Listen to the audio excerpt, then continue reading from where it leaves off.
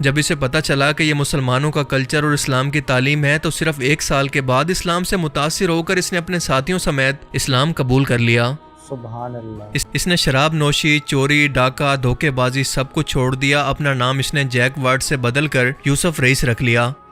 دوستو ویسے تو ہالی ووڈ کی تقریباً موویز بلاک بسٹر ہی جاتی ہیں، لیکن ایسی مووی جس کا 1 نہیں، 2 نہیں، 3 نہیں، 4 نہیں بلکہ 5 سیکوئل بنائے گئے۔ میں پائریٹس آف دا کیریبین کی بات کر رہا ہوں،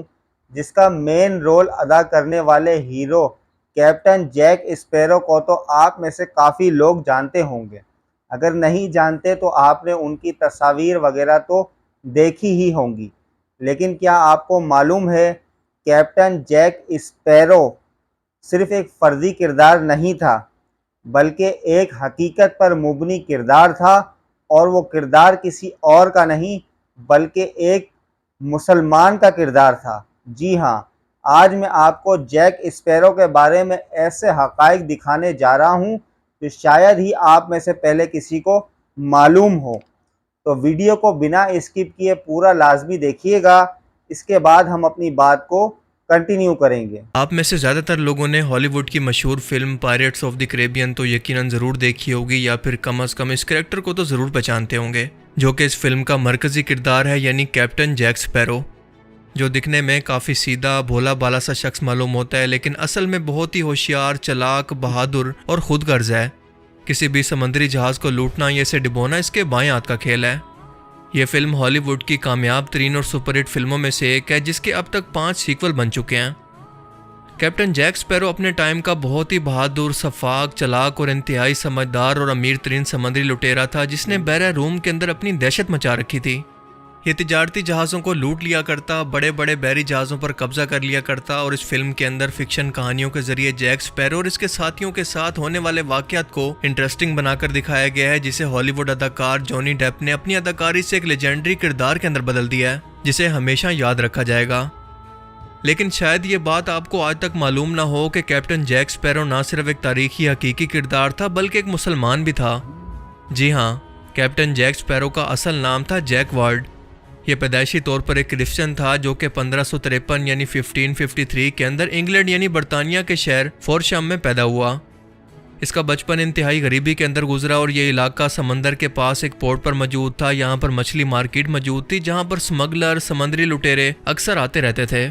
انہی سمندری لٹیروں سے اپنے سفر کی کہانیاں سن کر جیک کو بھی سمندری سفر کا شوق ہوا، اور جوانی کے اندر اس نے ملکہ برطانیہ کی طرف سے ایک سمندری جہاز کا کیپٹن بننے کا عہدہ سنبھال لیا۔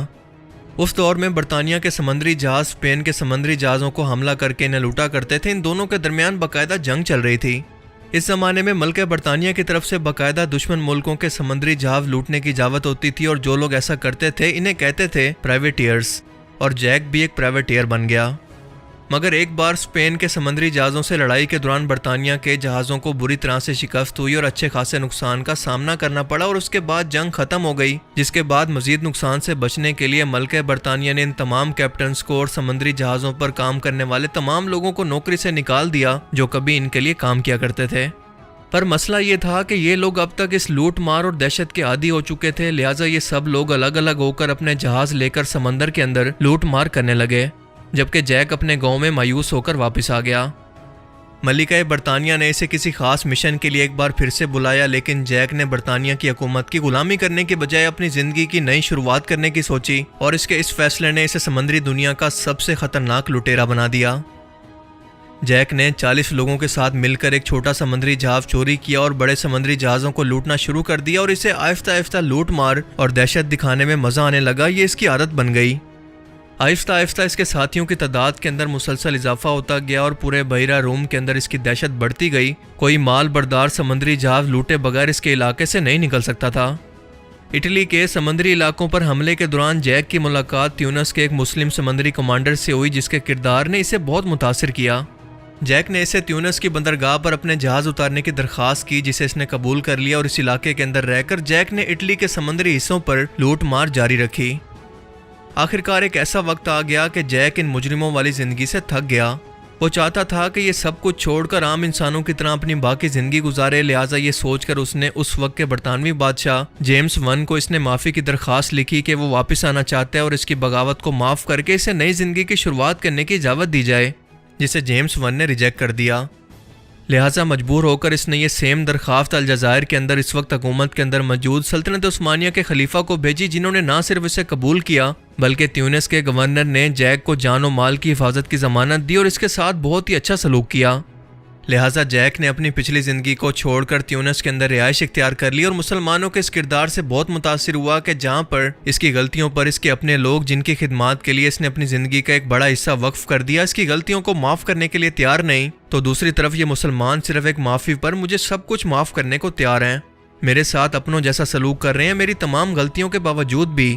جب اسے پتہ چلا کہ یہ مسلمانوں کا کلچر اور اسلام کی تعلیم ہے تو صرف 1 سال کے بعد اسلام سے متاثر ہو کر اس نے اپنے ساتھیوں سمیت اسلام قبول کر لیا۔ سبحان اللہ۔ اس نے شراب نوشی، چوری، ڈاکہ، دھوکے بازی سب کچھ چھوڑ دیا، اپنا نام اس نے جیک وارڈ سے بدل کر یوسف رئیس رکھ لیا۔ اپنی باقی زندگی اس نے سلطنت عثمانیہ کی سمندری فوج کا حصہ بن کر گزار دی اور اس وقت اسپین کے مظلوم مسلمانوں اور یہودیوں کو بچانے کے اندر اس نے اپنی جان لگا دی، انہیں سمندری راستے سے اسپین سے باہر نکالا جن پر اس دور کے اندر کافی ظلم ہو رہا تھا۔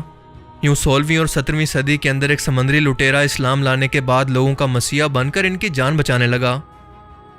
1610 میں برطانیہ کے شاہی محل کے اندر جیک کے مسلمان ہونے کی خبر نے کھلبلی مچا دی کہ ہمارا اتنا ذہین اور چلاک سپاہی اب سلطنت عثمانیہ کی فوج کا باقاعدہ ایک مسلمان بن کر حصہ ہے اور ہمارے لیے سر درد بنا ہوا ہے۔ ایک سمندری لٹیرا جو کہ برطانوی فوج کا سپاہی تھا آج سر پر ترکش امامہ پہن کر مسلمانوں کی فوج کا ترکش سپاہی ہے، یہ ہمارے لیے بہت ہی شرم کی بات ہے۔ کہا جاتا ہے کہ جیک کو بچپن سے ہی آسمان کے اندر اڑتے ہوئے پرندے خاص طور پر چڑیوں کا بہت شوق تھا جن کے ساتھ یہ کھیل کر بہت ہی خوش رہا کرتا اور اسی وجہ سے اس کے نام کے ساتھ جیک سپیرو لگ گیا۔ جیک وارڈ کی زندگی کے اندر ہی 1612 کے اندر اس کی زندگی پر ایک کتاب اے کرسچن ٹرن ترک لکھی گئی، یعنی ایک کرسچن جو کہ ترک مسلمان بن گیا، جسے رابرٹ ڈیبرو نے لکھا۔ یہ جیک سے تیونس کے سمندری علاقے کے اندر ملا تھا اور اپنے سفر نامے کے اندر اس کا کہنا تھا کہ میں نے ایک ایسے شخص کو مسلمان ہونے کے بعد سب حرام کام چھوڑتے ہوئے اور انسانوں کی مدد کرتے ہوئے دیکھا جس کی زندگی اس کے بالکل الٹ ہوا کرتی تھی۔ وہ شراب، دھوکے اور لوٹ مار کا عادی تھا، لیکن اسلام لانے کے بعد سب کچھ بدل گیا، اس نے واقعی اپنی زندگی کے اندر اس سب کچھ کو چھوڑ دیا۔ جیک وارڈ کی زندگی کے اندر ہم انسانوں کے لیے سبق ہے کہ بعض اوقات حالات اور واقعات کے مطابق انسان غلطیوں کے اندر یا پھر غلط سنگت کے اندر رہ کر بہت ساری غلطیاں کر بیٹھتا ہے، لیکن احساس ہونے کے بعد ہم انسانوں کو اس شخص کو سدھارنے کا صرف ایک موقع ضرور دینا چاہیے، کیونکہ دلوں کا حال تو صرف اللہ ہی بہتر جانتا ہے۔ ہو سکتا ہے کہ وہ شخص دل سے مخلص ہو کر سچی توبہ کرے اور اپنی اگلی زندگی کو بدل کر دنیا کو اپنے کردار سے بدل دے۔ جیسا کہ علامہ محمد اقبال نے کہا تھا کہ کعبے کو مل گئے پاسباں صنم خانے سے۔ دیکھا آپ لوگوں نے، یہ بات حقیقت ہے کہ آپ اپنے لوگوں کے لیے بہت سارے کام کرتے رہتے ہیں، لیکن آپ سے کچھ ایسی غلطی ہو جاتی ہے کہ جس سے جو ہے کہ لوگ آپ کے اوپر طنز کرتے ہیں، باتیں کرتے ہیں، یا وہ یہ سمجھتے ہیں کہ آپ ان کے کام کے نہیں رہے یا آپ اپنے کام میں کمی کوتاہی کر رہے ہیں، تو وہ آپ کے خلاف ہو جاتے ہیں، آپ کی غلطی کو معاف نہیں کرتے۔ جیسا کہ جیک اسپیرو کے ساتھ ہوا کہ برطانیہ کے بادشاہ نے ان کی درخواست کو جو ہے وہ ریجیکٹ کر دیا اور انہیں معاف نہیں کیا اور انہوں نے اپنے ملک میں انہیں پناہ نہیں دی، لیکن اس کے برعکس مسلمان بادشاہ نے ان کی غلطی کو معاف بھی کر دیا بلکہ انہیں اپنے ملک میں رہنے کی اجازت بھی دی۔ تو یہ چیز جو ہے نا کافی لوگوں کو انسپائر کرتی ہے، متاثر کرتی ہے کہ یار ایک دوسرے کلچر کے لوگ، ایک دوسرے مذہب سے تعلق رکھنے والے لوگ جب آپ کی غلطیوں کو معاف کر دیتے ہیں اور وہ آپ کا مذہب نہیں دیکھتے بلکہ وہ صرف دیکھتے ہیں کہ یار یہ بھی ایک انسان ہے، انسان سے غلطی ہو سکتی ہے،